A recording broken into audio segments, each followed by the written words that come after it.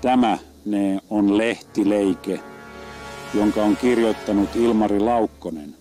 Päiväys 25. päivä tammikuuta 1944. Nikkarin veljekset Kannaksen vartioina. Huoltotie kiemurteli matalan kuusimetsän halki. Satoi lunta, hiljaa putoilivat kevyet hiutaleet metsään ja tielle. Ilma oli leuto ja miellyttävä. Taivalsin yhdessä lapualaisen alikersantti Nikkarin Nestorin kanssa kohti etulinjaa. Olin saanut hänet pataljoonan esikunnasta oppaakseni tälle lohkolle. Meillä oli hyvää aikaa tarinoida kulkiessani, taikka oikeammin oppaani kertoi ja minä kyselin. Harvinainen puhelahja lakeuden miehellä. Sain kuulla hänen oman yksikkönsä taisteluvaiheesta etenemisestä tänne saakka.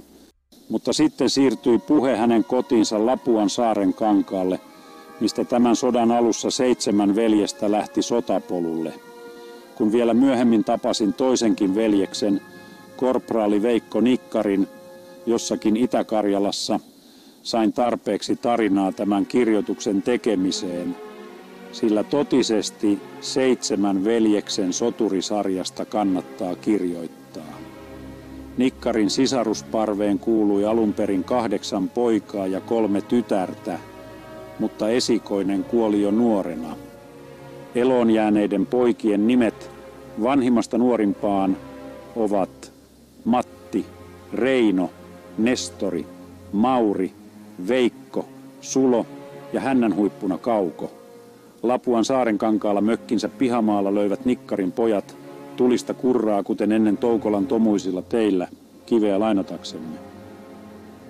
Siellä he mekastivat, temmelsivät ja teutararoivat poikavuosinaan, puolustivat veljessarjan kunniaa ja oikeuksia, kuten konsanaan Jukolan veljekset Toukolan poikia vastaan.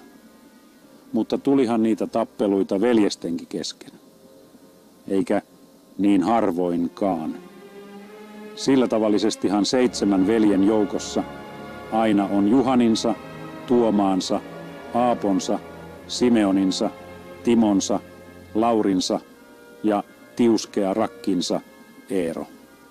Emme kuitenkaan rupea tässä erittelemään Nikkarin veljesten luonteen piirteitä, sillä aiheenamme on kertoa heidän sotaretkistään ja kunkin kohtaloista ja tempauksista siellä jossakin.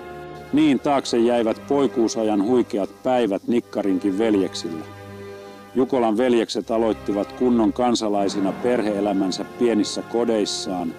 Heidän elämänsä kulki rauhallisesti puolipäivän korkeudelle ylös ja kallistui rauhallisesti alas illan lepoon monen tuhannen kultaisen auringon kiertoessa. Mutta yhtä tasaiseksi ei ole ollut Nikkarin veljesten elämärata. Heidän tiensä kulki muiden mukana taistelutantereille vainolaista torjumaan. Ja siellä he ovat tehneet tehtävänsä miesten lailla. Uhrinsa sota on vaatinut heidänkin joukostaan. Ja haavat ovat muistona talvisodan ja tämän sodan päiviltä. Köyhä eteläpohjalaisperhe on antanut rintamillemme panoksen, minkä kaltaista vain harva perhe maassamme voi esittää. Talvisodassa oli veljeksistä 5 mukana, mutta tähän sotaan he ovat kaikki osallistuneet alusta alkaen. 5 on ollut jalkaväessä, vanhin veli IS-joukoissa, mistä hänet ikänsä perusteella myöhemmin kotiutettiin. Veikko veli autojoukoissa. 3 veljeksistä on Kannaksella, toiset pitkin itärintamaamme. Kerron lyhyesti kunkin veljen sotaretkistä vanhimmasta alkaen. Kuten jo mainitsin, oli Matti IS-joukoissa, josta myöhemmin kotiutettiin. Hän toimii nyt suutarina Helsingissä. Ja varmasti riittää työtä nykyään. Reino-veli oli Itä-Karjalassa KRH-miehenä, mutta sairastui siellä vaikeasti ja kuoli myöhemmin. Elokuussa 1942 kokoontuivat toiset veljet saattamaan häntä sankarihautaan. Nestori, oppaani, on ollut koko ajan Kannaksella, missä haavoittui lievästi käteen.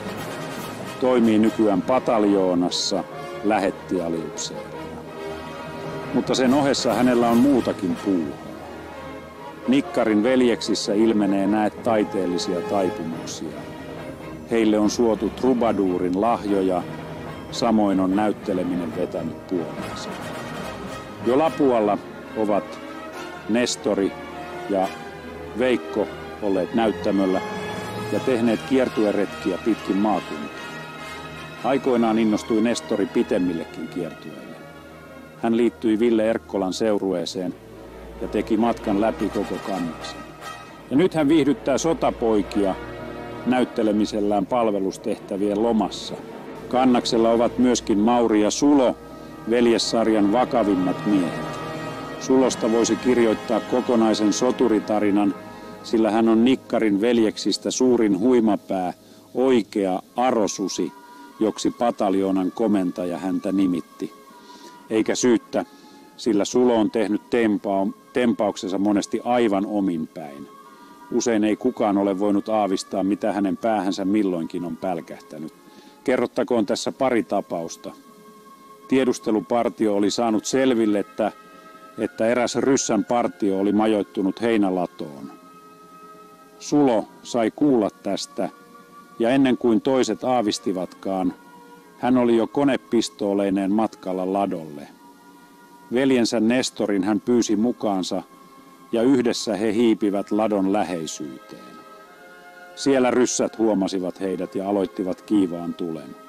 Näytti mahdottomalta päästä eteenpäin. Mutta Sulo ei antanut periksi.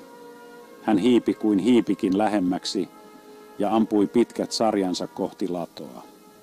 Olihan hänellä 8 lipasta käytettävänään. 25 ryssää sai surmansa ladossa. Erään toisen kerran hän hiipi ryssän majoitusalueelle, tuhosi vihollisen komentopaikan edestä vartiomiehet, meni sisälle, teki selvän nukkuvasta upseerista ja otti mukaansa matkalaukun, jonne sulloi erinäisiä tavaroita saappaista asetakkiin saakka. Tärkeintä oli kuitenkin, että hän sai mukaansa arvokkaita papereita. Mutta sellaisen luotisuihkun hän sai jälkeensä, että lakki ja pusero repeytyivät. Sulo haavoittui jo talvisodassa ja toisen kerran tässä sodassa. Ja mikä ihmeellisintä, samaan paikkaan. Itä-Karjalassa olevat Veikko ja Kauko ovat myöskin haavoittuneet, edellinen jo talvisodassa Suomussalmen taisteluissa. Kauko haavoittui vaikeasti Äänislinnan valtauksessa saaden 24 sirpaletta ruumiiseensa, mutta toipui kuitenkin. Molemmat veljet ovat laulajapoikia.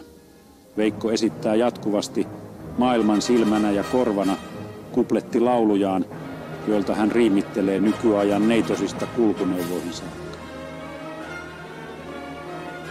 Kauko on poikavuosinaan seikkaillut junalaulajana jopa Viipuria myöten.